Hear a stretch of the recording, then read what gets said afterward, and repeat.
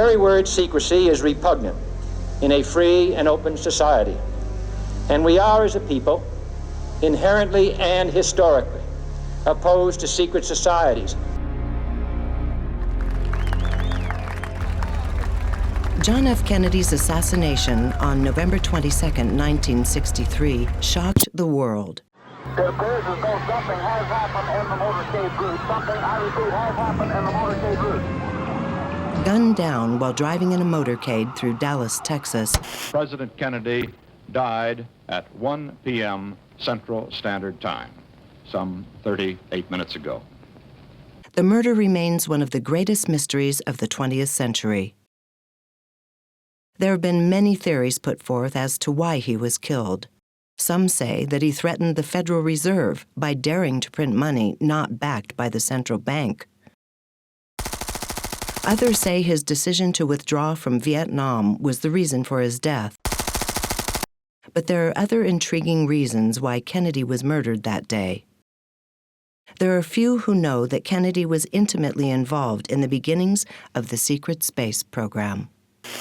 I think JFK was very knowledgeable about secret space programs. I know that he was very close with the first Secretary of Defense, James Forrestal. In fact, he actually was Forrestal's guest on a trip to Germany in 1945 in July and August, where Kennedy was approached by Forrestal to accompany him on the trip because Forrestal wanted to recruit Kennedy to his personal staff. Over the years, a lot of data has surfaced suggesting that when he was president, John F. Kennedy was briefed on the UFO subject by the intelligence community, by the military, as to what they knew about UFO sightings, possibly abductions, UFO crashes, what really happened at Roswell. And that would make sense that when somebody achieves the position of president, essentially the commander-in-chief, they would be briefed on this particular subject.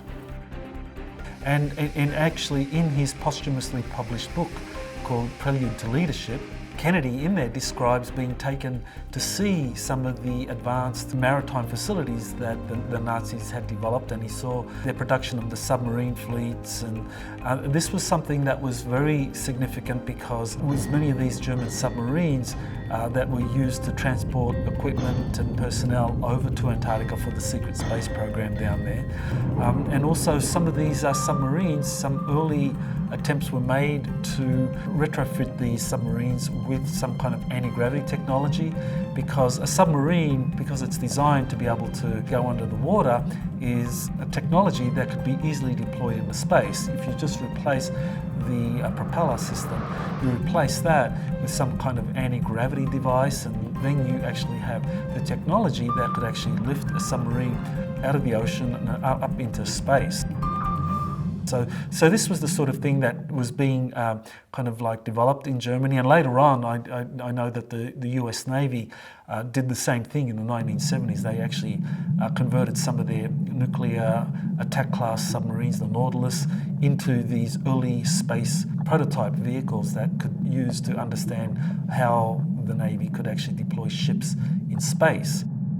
John F. Kennedy entered politics, but he was still very close to Forrestal. Forrestal and he were still in communication, and Forrestal, towards the end of his term as Secretary of Defense, actually he was sacked because he broke ranks. He wanted to reveal what was going on because he realized that the secrecy system was going to be perpetuated indefinitely, and he was strongly against that. He realized that this was something that could lead to great abuse, and so he began sharing that information with any congressman that would listen, and one of the people that he shared that with was with Kennedy. And so when Kennedy became president, he wanted to get access to that information and eventually assert presidential control, and that's what led to the big confrontation with the Majestic 12 group. Now, James Forrestal, he was a minority. He basically wanted to reveal what was going on.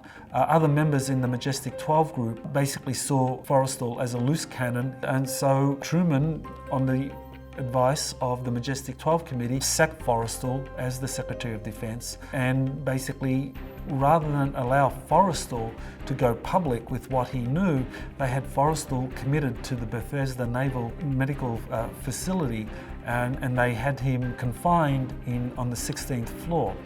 And what happened during his confinement was that Forrestal wasn't allowed to be visited by his advisors, such as a Catholic priest that Forrestal was close to and who he confided with. He wasn't allowed to be visited by family. His brother, Henry Forrestal, wasn't allowed to see Forrestal at all. And what we know is that during his confinement at Bethesda Naval Facility, he was visited by a number of Majestic 12 members. Sidney Sewers was one of them. And one that people probably aren't familiar with is Lyndon Burns Johnson, that he actually visited Forrestal because Johnson at that time, in 1949, was working for the Majestic 12 Committee. He was basically there to give Forrestal the bad news. And then shortly after that, on the very day that Forrestal's brother was supposed to come in and collect James Forrestal, in May of 1949, Forrestal supposedly commits suicide and kind of falls from the 16th floor of the Bethesda Naval Facility and is dead. But there have been a number of people who were there at the event and saw what Forrestal's body and were familiar with the circumstances leading up to Forrestal's death. And then they said it wasn't by any means a suicide. It was a hit job. The Majestic 12 group were behind it. So when I look at Kennedy's public attempt to go to the moon, the Apollo program that he devised, altitude 1,400 feet, still looking very good. what I see is a president who came into power knowing about aliens, knowing about UFOs, wanting to find out more, found himself blocked by the national security state, the CIA, the NSA, Majestic 12, and said, okay, you guys aren't going to tell me what you're doing, you're not going to tell me what you're up to. F you. You know what I'm going to do?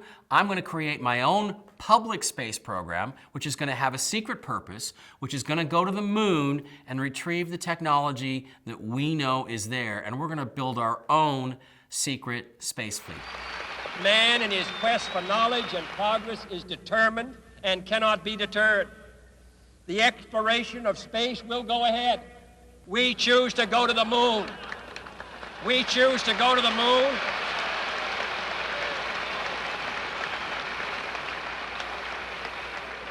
We choose to go to the moon in this decade and do the other things, not because they are easy, but because they are hard.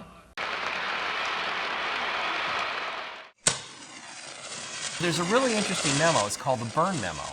And in the Byrne Memo, there's a sentence that's very, very chilling. It says, of course, Lancer has been inquiring about our activities, which is something we cannot allow. Lancer was JFK's Secret Service nickname. So what they're saying there basically is that JFK is trying to ask us about what our activities are, which involve aliens and UFOs, and we cannot allow this. When they say we cannot allow, that implies they're going to do something about it.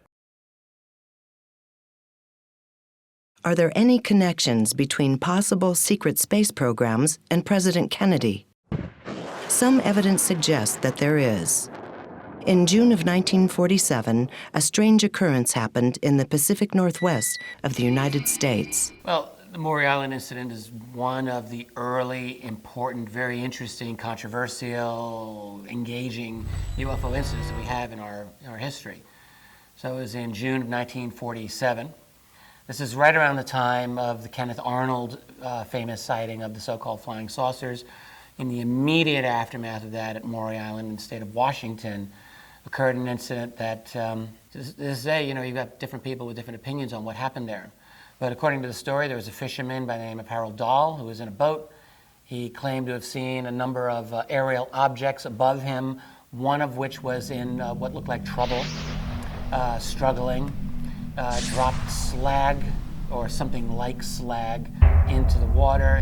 And he said that these 5 kind of craft, aerial craft, that are round-shaped but had like a hole in the center of them that were above the water where they were in Washington State.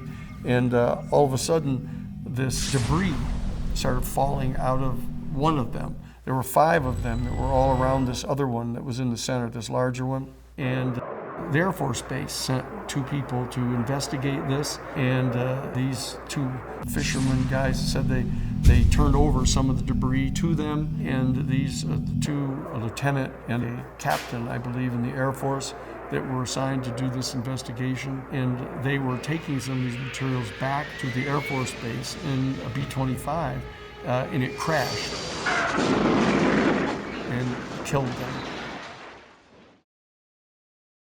One of the main people involved, connected to Harold Dahl, was a guy named Fred Chrisman. Chrisman, I think, was one of the paperclip people brought over after the war.